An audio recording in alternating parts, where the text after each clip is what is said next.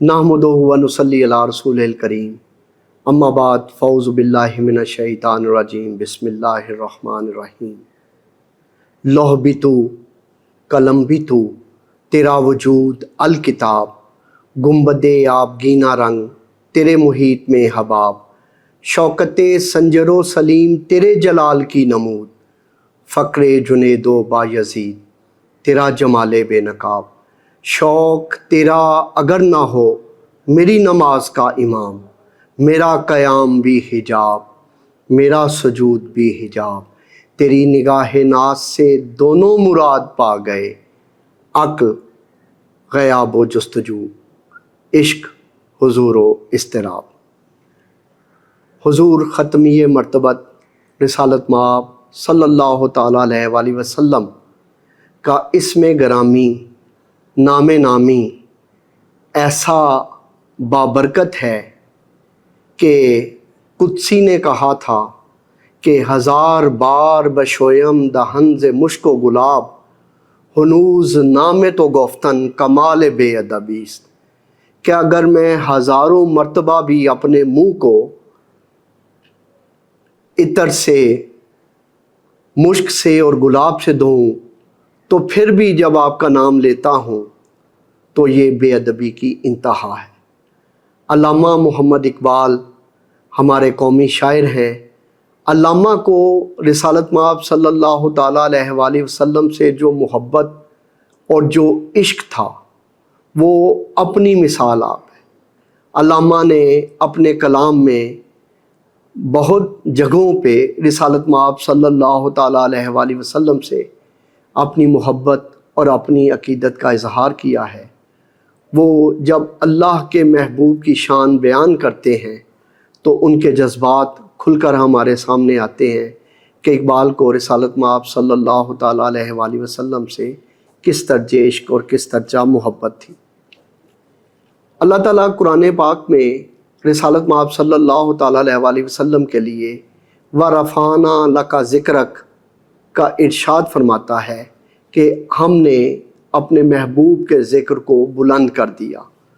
तो ये ज़िक्र जो है वो जिसको अल्लाह ने बुलंद किया है वो हमेशा बुलंदो बाला ही रहेगा। आज के इस लेक्चर में हम अल्लामा मोहम्मद इकबाल के हवाले से हुज़ूर अकरम सल्लल्लाहु ताला अलैहि वसल्लम के इश्क का कुछ मारूज़ी जायज़ा आपकी खिदमत में पेश करेंगे। नात पे या रिसालत माब सल्लल्लाहु ताला अलैहि वसल्लम की तारीफ़ पे बात करने से पहले मैं उर्फ़ी शिराज़ी का एक शेर पढ़ूँगा। वो कहता है कि शाइस्ते बेदस्तार के बबीनत दरिन शहर, शाइस्तगी ये जिन्स चे बिसियार व चे कमरा। कि तू अच्छी चीज़ को हासिल कर, क्वालिटेटिव चीज़ को हासिल कर कि ये वो शहर है, ये वो जगह है, ये वो मकाम है कि जहाँ चीज़ की मिकदार को नहीं बल्कि मयार को देखा जाता है। यहाँ क्वांटिटी का काम नहीं, यहाँ क्वालिटी को देखा जाता है। लेकिन नात का मैदान ऐसा मैदान है कि उर्फ़ी ने ही इसी कसीदे में कहा कि उर्फ़ी मशताब इन राह नात अस्त न सहरा, उर्फ़ी तू जल्दी ना कर, ये नात का मैदान है, कोई सहरा कोई जंगल नहीं है। आहिस्ते के राह बरदमे तीगस्त कदम रा, तू आहिस्तगी से चल कि यहाँ कदम तलवार की तेज़ धार पे चलता है। यानी जो अदब है वो पहला करीना है मोहब्बत के करीनों में। तो इसमें नात कहते हुए या रिसालत माब सल्लल्लाहु ताला अलैहि वसल्लम के औसाफ़ जमीला पे बात करते हुए हमें अदब जो है वो सबसे मुकद्दम रखना पड़ता है। अल्लामा इकबाल ने ख़ुद ही अज़ इश्क़ व मोहब्बत इस्तेहकाम में पजीरत, यानी ख़ुद ही को इश्क़ व मोहब्बत से इस्तेहकाम मिलता है। इसमें वो नुक्ता नूरी के नामे खुदी ज़ीर खाके मा शरार ज़िंदगी के वो नूर का नुक्ता के जिसका नाम खुदी है, वो हमारे ज़ीर खाके मा शरार ज़िंदगी, वो हमारे इस वजूद के नीचे, हमारे इस वजूद की तह में ज़िंदगी का शोला है। इसमें इकबाल जो है वो इश्क की मुख्तलिफ़ खूबियाँ बयान करते हैं कि इश्क वो है जिसको ये तलवार और खंजर का डर नहीं है।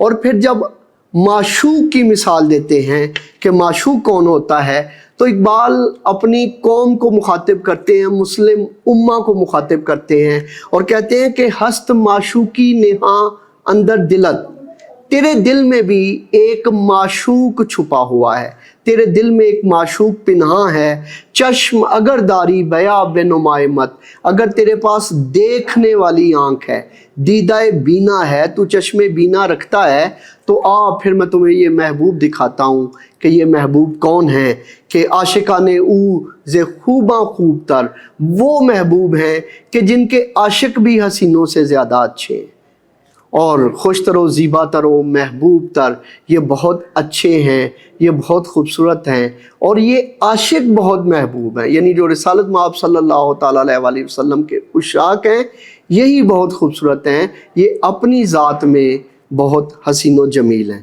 اقبال کہتے ہیں کہ دل سے عشق او توانا می شود، دل ان کے عشق سے توانا ہو جاتا ہے، یعنی جب رسالت مآب صلی اللہ تعالیٰ علیہ وآلہ وسلم کا عشق ہمارے دل میں بس جاتا ہے تو پھر دل کو اس سے تقویت ملتی ہے، حوصلہ ملتا ہے، کیپیبلٹی بڑھتی ہے، صلاحیت بڑھتی ہے، زمانے میں آگے بڑھنے کی آپ کے اندر قوت پیدا ہو جاتی ہے۔ دل سے عشق او توانا می شود، خاک ہمدوش ثریا می شود، اور یہ مٹی جو اس زمین کا حصہ ہے جب رسالت مآب صلی اللہ تعالیٰ علیہ وآلہ وسلم کے عشق سے بھر جاتی ہے تو یہ ہمدوش ثریا ہو جاتی ہے، یعنی یہ ثریا تک جا پہنچتی ہے، آسمانوں کی بلندیوں تک جا پہنچتی ہے، اور یہ حضور کے عشق کا کمال ہے۔ اور در دل مسلم مقام مصطفیٰ، مسلمان کے دل میں حضور اکرم صلی اللہ تعالیٰ علیہ وآلہ وسلم کا مقام اور مرتبہ ہے، یعنی کوئی مسلمان ایسا نہیں ہے کہ جس کے دل میں حضور کی محبت نہ ہو۔ یہ مسلمان کا جو پہلا عشق اور محبت کا جو پہلی شخصیت ہیں وہ رسالت مآب صلی اللہ تعالیٰ علیہ وآلہ وسلم ہے، یعنی جو توحید اور ہماری وحدانیت ہے اس میں ہم اللہ کے ساتھ کسی کو شریک نہیں ٹھہراتے، لیکن رسالت مآب صلی اللہ تعالیٰ علیہ وآلہ وسلم وہ شخصیت ہیں جو اللہ کے بھی محبوب ہیں، جن سے اللہ محبت کرتا ہے۔ ان اللہ و ملائکتہ یصلون علی النبی، اللہ اور اس کے ملائکہ رسول صلی اللہ تعالیٰ علیہ وآلہ وسلم پر درود بھیجتے ہیں، تو اللہ تعالیٰ ایمان والوں سے بھی تقاضا کرتا ہے کہ وہ اس کے محبوب پر درود بھیجے، تو ان کے عشق سے دلوں کو تقویت ملتی ہے۔ تو در دل مسلم مقام مصطفیٰ، یعنی مسلمان کے دل میں حضور کا جو مقام اور مرتبہ ہے وہ سب سے اعلیٰ اور اولیٰ ہے۔ صحابہ جب حضور کی خدمت میں حاضر ہوتے تھے تو فدائے امی و ابی کا یا رسول اللہ کا نعرہ لگاتے تھے، یعنی ہمارے ماں باپ آپ پر قربان۔ اور رسالت مآب صلی اللہ تعالیٰ علیہ وآلہ وسلم کی حدیث مبارکہ ہے، تمہارا ایمان اس وقت تک مکمل نہیں ہو سکتا جب تک کہ میں تمہیں اپنے جانو مال اور ہر چیز سے بڑھ کر محبوب نہ ہو جاؤں۔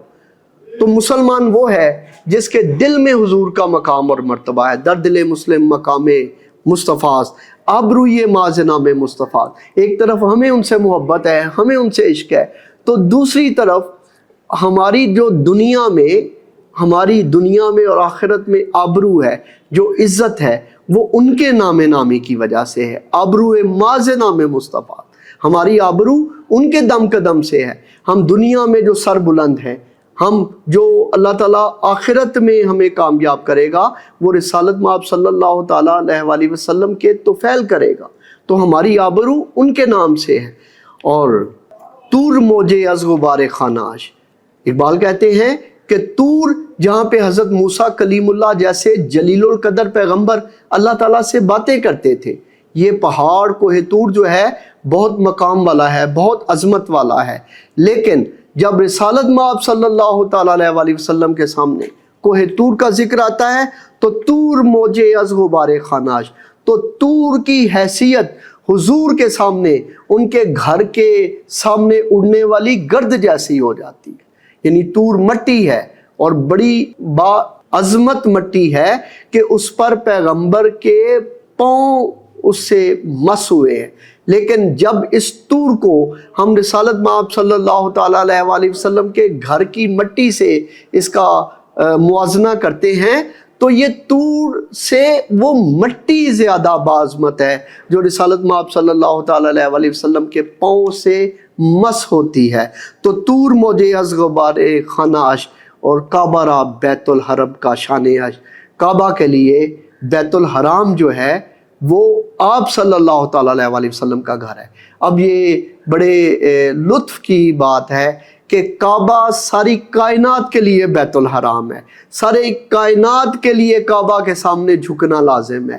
یہ کعبہ بیت الحرام ہے، حرمت والی جگہ ہے، لیکن جب حضور کے کاشانہ کی بات آتی ہے، حضور کے گھر کی بات آتی ہے، حضور کے حجرہ کی بات آتی ہے، تو پھر کعبہ کے لیے بیت الحرام حضور کا گھر ہے۔ یعنی کعبہ کی عزت، کعبہ کی حرمت اور کعبہ کی عظمت اپنی جگہ اپنی مثال آپ ہے، لیکن رسالت مآب صلی اللہ تعالیٰ علیہ وآلہ وسلم کے گھر کے سامنے کعبہ کو بھی جھکنا پڑتا ہے۔ یہ حاجیو آؤ شہنشاہ کا روضہ دیکھو، کعبہ تو دیکھ چکے، اب کعبے کا کعبہ دیکھو۔ حضور اکرم صلی اللہ تعالیٰ علیہ وآلہ وسلم کا گھر جو ہے وہ کعبہ سے بھی زیادہ باعظمت ہے۔ اقبال کہتے ہیں کہ درجہاں آئین نو آغاز کر، مسند اقوام پیشیں تر نورد۔ حضور اکرم صلی اللہ تعالیٰ علیہ وآلہ وسلم نے اس کائنات کو ایک نیا آئین دیا، ایک نیا نظام دیا، اور یہ آئین اور نظام ان لوگوں کو دیا جو بلا وجہ ایک دوسرے سے جھگڑتے رہتے تھے۔ اوس اور خزرج کے معاملات ہمارے سامنے ہیں کہ کس طرح وہ حال ہی نے کہا تھا کہ کبھی پانی پینے پلانے پہ جھگڑا، کبھی گھوڑا آگے بڑھانے پہ جھگڑا۔ تو یہ اس طرح کی قوم تھی، ان کو حضور نے ایک آئین دیا اور خطبہ حجت الوداع کے موقع پہ فرما دیا کہ کسی گورے کو کسی کالے پر، اور کسی کالے کو کسی گورے پر، کسی عربی کو کسی اجمی پر، اور کسی اجمی کو کسی عربی پر کوئی فوقیت، کوئی فضیلت حاصل نہیں ہے۔ اگر کسی کو کوئی فضیلت اور فوقیت ہے تو وہ صرف اور صرف تقوی کی بنیاد پہ۔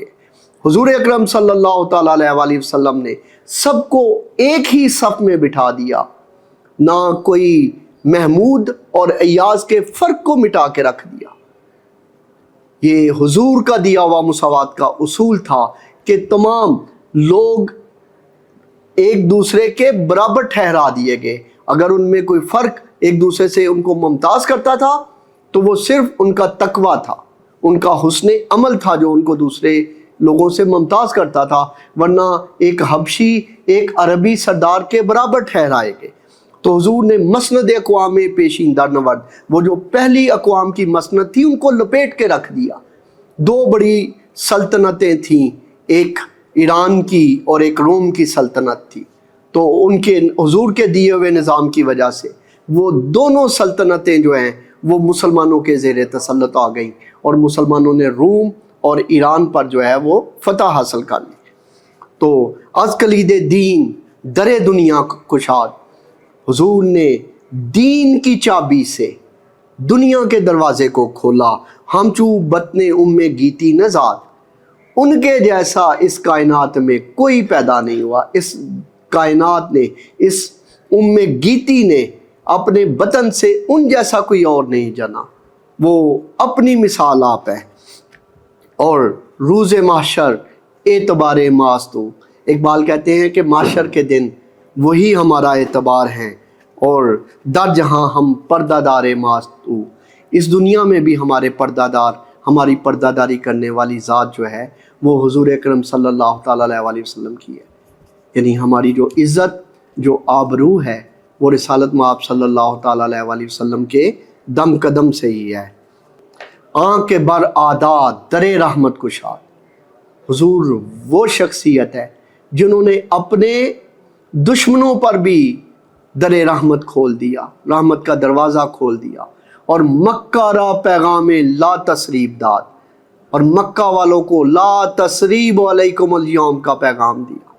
جب حضور اکرم صلی اللہ تعالیٰ علیہ وآلہ وسلم نے اپنی جنگی حکمت عملی سے مکہ فتح کیا تو سب لوگ یہ توقع کر رہے تھے کہ چونکہ حضور اکرم صلی اللہ تعالیٰ علیہ وآلہ وسلم پر مکہ والوں نے بہت ظلم و ستم کیے ہیں، اس لیے حضور ان کو معاف نہیں کریں گے۔ لیکن ان کے لیے یہ لمحہ چونکا دینے والا تھا جب حضور اکرم صلی اللہ تعالیٰ علیہ وآلہ وسلم اپنی اونٹنی پر سوار اپنے ساتھیوں کے ساتھ شہر میں داخل ہوئے، اور آپ کے لب مبارک پر ان کے لیے یہ پیغام جاری تھا کہ لا تسریب علیکم الیوم، جاؤ آج کے دن تم پر کوئی مواخذہ نہیں. یعنی حضور اکرم صلی اللہ تعالیٰ علیہ وسلم نے مکہ والوں کو ان کو ظلم و ستم کے باوجود عام معافی کا اعلان کر دیا. تو اقبال کہتے ہیں یہ حضور اکرم صلی اللہ تعالیٰ علیہ وسلم کا ہی اخلاق عالیہ ہے کہ حضور نے ان کو معاف کر دیا.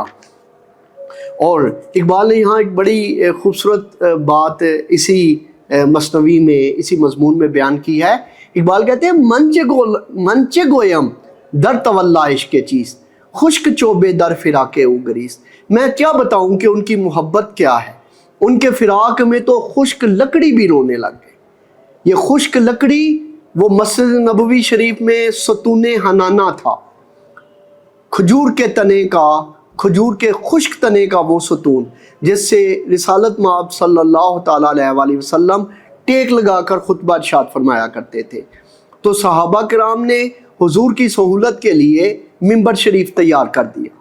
جب ممبر بنا تو حضور اکرم صلی اللہ تعالیٰ علیہ وسلم خطبہ ارشاد فرمانے کے لیے اس ممبر پر تشریف فرما ہوئے. جو ہی حضور اس ممبر پر بیٹھے تو کسی کے بلک بلک کے رونے کی آوازیں آنے لگ گئی.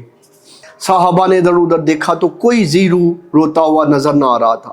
حضور اکرم صلی اللہ تعالیٰ علیہ وسلم اپنے ممبر سے اترے اور کھجور کے اس تنے کے پاس جا کر کھڑے ہو گئے اور اپنا دست شفقت اس کھجور کے تنے پہ رکھا تو رونے کی آواز تھم گئی. حضور اکرم صلی اللہ تعالیٰ علیہ وسلم نے اس سے پوچھا کہ کیا ماجرا ہے؟ تو اس نے ہجر و فراق کا رونا رویا کہ آپ کی شفقت میسر تھی، آپ مجھ سے ٹیک لگایا کرتے تھے، لیکن اب ممبر بننے سے میں آپ کی شفقت و عنایت سے محروم ہو گیا ہوں. تو حضور اکرم صلی اللہ تعالیٰ علیہ وسلم نے اس کھجور کے تنے کو کٹوا کے اپنے ممبر کے نیچے زمین کھود کے دفن کروا دیا اور اس سے فرمایا کہ تم میرے ساتھ ہو اس دنیا میں بھی اور معاشر کے بعد بھی تم میرے ساتھ ہوگے. تو اقبال نے اس واقعے کو، ستون حنانہ کے اس واقعے کو یوں منظوم کیا کہ منچ گویم در تولا عشق چیز، میں کیا بتاؤں کہ ان کی محبت کیا چیز ہے. خشک چوبے در فراق او گریز، ان کے فراق میں تو وہ ستون حنانہ کھجور کا وہ خشک تنا رونے لگ گیا تھا. اقبال کہتے ہیں کہ خاک یثرب از دو عالم خوش ترست، یثرب کی مٹی دونوں جہانوں سے زیادہ اچھی ہے. خاک یثرب از دو عالم خوش ترست، اے خنک شہرے کے اونجا دل پرست. کتنا اچھا وہ شہر ہے کہ جہاں محبوب کا بسیرا ہے. اقبال نے مولانا جامی کا ایک شعر نقل کیا ہے کہ نسخہ کونین را دیباچہ اوست، نسخہ کونین را دیباچہ اوست، جملہ عالم بندگانو خواجہ اوست، کہ وہ نسخہ کونین کا دیباچہ ہے. یعنی اس کائنات کی جو کتاب اللہ تعالیٰ نے لکھنی چاہی تو اس کا دیباچہ، اس کا پریفیس، اس کا مقدمہ حضور اکرم صلی اللہ تعالیٰ علیہ وسلم کی ذات گرامی ہے. جملہ عالم بندگانو خواجہ اوست، یہ ساری کائنات غلام ہے اور رسالت مآب صلی اللہ تعالیٰ علیہ وسلم آقا ہے. بی بی فاطمہ سلام اللہ علیہ کی شان میں جو اقبال نے منظوم خراج عقیدت پیش کیا تو اس میں بی بی کی جو نسبت، معتبر نسبت بتائی تو انہوں نے فرمایا مریم از یک نسبت عیسیٰ عزیز، از سے نسبت حضرت زہرا عزیز. بی بی مریم سلام اللہ علیہ ایک نسبت سے عزیز ہے کہ وہ اللہ تعالیٰ کے جلیل القدر پیغمبر حضرت عیسیٰ علیہ السلام کی والدہ محترمہ ہیں. لیکن بی بی فاطمہ تو زہرا سلام اللہ علیہ کو یہ فضیلت حاصل ہے کہ آپ کی تین فضیلتیں ہیں. ان میں پہلی فضیلت جو اقبال بتاتے ہیں وہ یہ ہیں کہ نور چشم رحمت للعالمین، وہ رحمت للعالمین صلی اللہ تعالیٰ علیہ وسلم کی نور چشم ہے. امام اولین و آخرین، وہ جو امام اولین اور امام آخری ہیں، یعنی رسالت مآب صلی اللہ تعالیٰ علیہ وسلم کی دختر ہیں، آپ کی آنکھوں کی ٹھنڈک ہے.